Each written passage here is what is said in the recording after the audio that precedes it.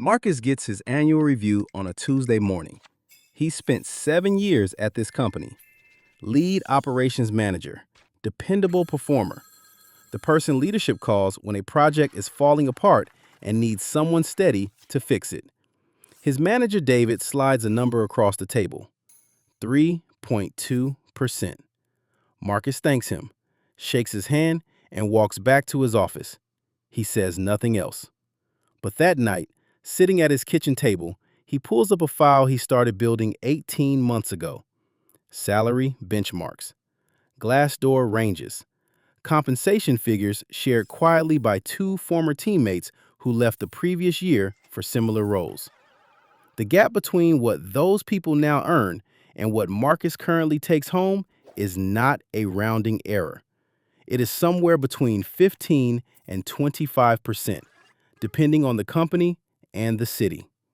He closes the browser. He is not sure what to do with that information yet.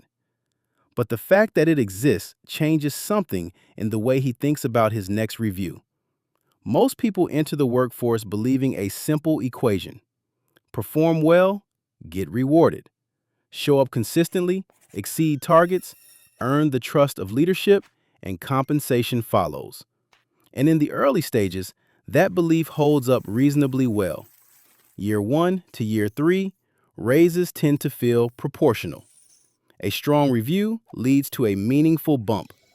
The system appears to function the way it was presented during onboarding. But then something shifts. It doesn't happen suddenly. It creeps in around year 4, sometimes year 5. The reviews stay positive, the language is still encouraging, but the numbers flatten. 3%, 3.5%, maybe 4% in a strong year. The trajectory that once felt like upward motion starts to feel like a treadmill. And no matter what you deliver, the number doesn't seem to stretch beyond a narrow range. What almost no one tells you, and what your employer has no financial motivation to explain, is that this is not a reflection of how you are performing. It is a reflection of how the system was built. Every salaried role inside a structured organization sits within something called a compensation band. Think of it as a container. It has a floor, a midpoint, and a ceiling. The midpoint is calibrated to market data, usually sourced from compensation surveys and benchmarking tools that HR departments purchase from third-party vendors. But here is the critical detail. That calibration reflects market conditions at the time it was set. Not today, not this quarter. The time the band was last reviewed, which could have been 2 years ago or 4. Bands do not update in real time. They update when someone in human resources initiates a formal review cycle. That review may cover some roles and not others. It may reflect selective market data, and it almost never results in an upward correction for existing employees unless the company is struggling to recruit for that same role externally. Inside the band, your performance determines your position. Strong reviews push you toward the ceiling. Weak reviews keep you near the floor. But once you reach the top of the band, something mechanical happens. The system registers you as fully compensated relative to its own internal benchmark. In compensation language, your compa ratio has reached or exceeded 100%. You are, according to the model, being paid what the role is designed to pay, not what you are worth, not what a competitor would offer, what the band allows. At that point, raises shrink because they have nowhere structurally to go. Your manager may not even understand why. They received a budget, a percentage pool, a list of names. They distribute it based on ratings. The math just worked out to 3%. This is the invisible architecture of most salary stagnation. The ceiling is real, but it is never announced. No one schedules a meeting to tell you that your pay has hit the structural limit of its container. No one explains that the only way forward is a role change, a band adjustment, or an exit. The ceiling simply expresses itself as a series of adequate raises that slowly fall behind the market while your title and responsibilities continue to grow. And this creates a second problem that compounds the first. Companies do not budget for internal raises the same way they budget for external hires. When a company recruits someone from outside, it prices the offer at current market rates because it has to. The candidate has alternatives. The offer has to compete.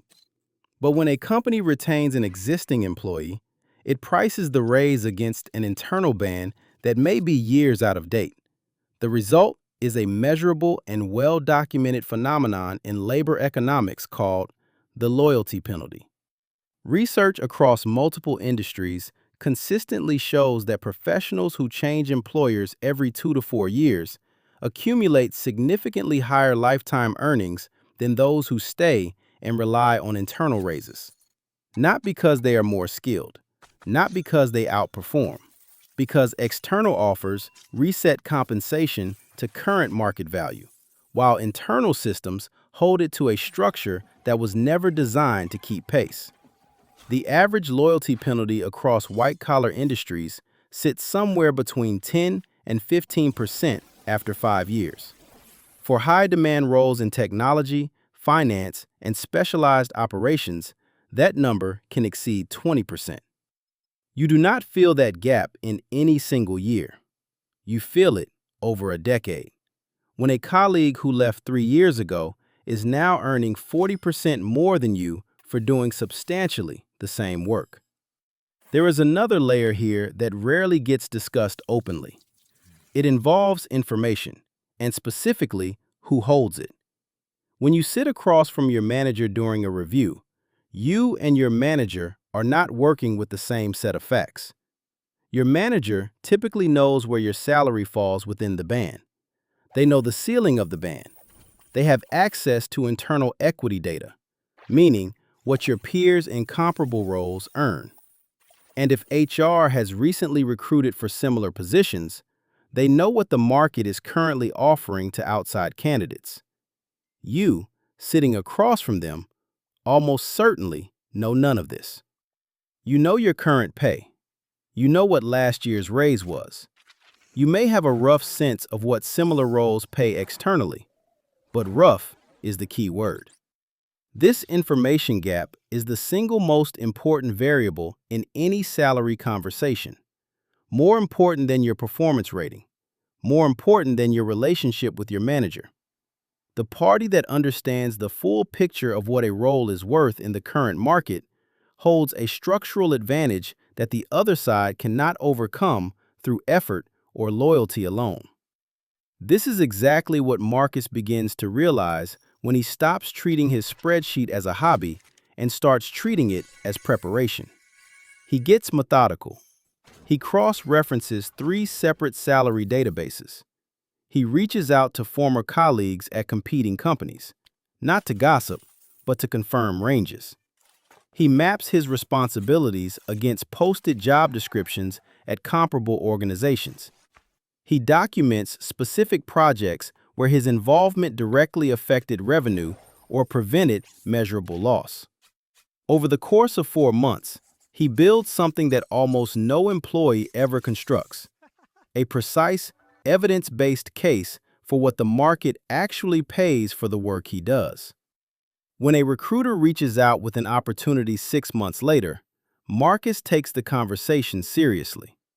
The offer that comes back is 19% above his current salary. He does not accept it on the spot. He does not use it as a blunt threat. He requests a meeting with David. He brings a single page. His current compensation, the documented market range for his role and experience level, and a specific figure he is asking for. He does not mention the outside offer first. He leads with the data. He explains calmly that he has done the research, that he understands the market, and that he is asking for an adjustment that reflects what comparable employers are paying for his scope of work. David's reaction tells Marcus everything he needs to know. There is a pause, a shift in posture. David did not expect this conversation.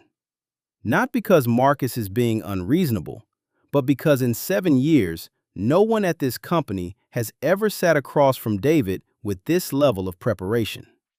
The conversation that follows is the most honest discussion about compensation Marcus has ever had at this company. David acknowledges the gap. He cannot close it entirely in one cycle, but he secures a 12% adjustment and a commitment to revisit the band in 6 months. The ceiling moved, not because Marcus performed better. He was already performing at the top, not because he threatened to leave. He simply made it impossible for the system to rely on what it had always relied on: his lack of information. This is the mechanism that most career advice dances around without naming directly. The salary ceiling does not break because you work harder. It does not break because you take on more responsibility or stay late or volunteer for the difficult assignments no one else wants. Those things may earn you respect. They may earn you a strong review, but they do not break the ceiling. The ceiling breaks when you close the information gap. When you know, with documented specificity, what the market pays for your role, your experience, and your output, the nature of every compensation conversation changes permanently. Not because your value increased, your value was already there, but because the system can no longer price your loyalty at a discount without you noticing. The 3% raise is not an evaluation of what you contribute. It is a reflection of what the company believes you will accept without questioning. Your employer's opening position every single year is whatever number they calculate will keep you in your seat without triggering a search. Your position is whatever you know. The distance between those two numbers is the ceiling itself. And a ceiling, as it turns out, only holds for people who never look up. Marcus reviews his market data every 6 months now. Not because he is constantly preparing to leave, he is not, but because he has learned something that took him 7 years to understand. His compensation is not a settled fact. It is an ongoing negotiation that resets with every review cycle. There is no moment when the company voluntarily corrects the gap on your behalf. The system will always offer what it believes you will take. The only thing that changes the equation is what you know when you sit down at the table. If this changed the way you think about your next raise, subscribe. There is more like this coming.